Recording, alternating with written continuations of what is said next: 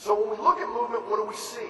Most of us convert every movement we see. We've been in strength conditioning so long, we convert every movement we see into an exercise immediately. We see somebody do this and we just envision dumbbells in their hands doing the same thing. Right?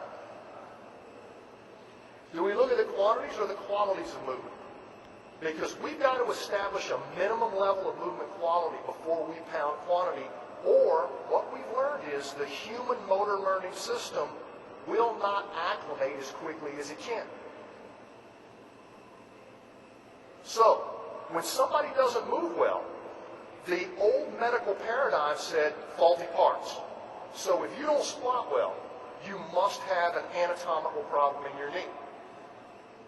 If you don't bend well, you must have an anatomical problem in your back. That was the old paradigm. Because you go to the doctor and say, this hurts, the first thing we do is x-ray and see if we can find any abnormality in that knee, and we're going to say, well, that's why it hurts. Well, the other knee's just as degenerated, and it doesn't hurt. Maybe it ain't the anatomy. In a computer, you got two things you got to deal with, hardware and software, right? Not every computer problem is a hardware problem. A virus or bad software, you don't have to replace parts. What do you have to do? Delete that thing and reinstall it. So you can have faulty movement patterns without having a faulty part. Where do we see faulty movement patterns in athletes?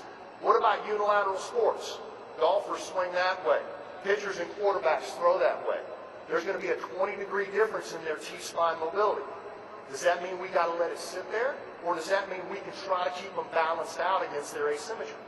Now, we can just try to do that with every throwing athlete, or we baseline it.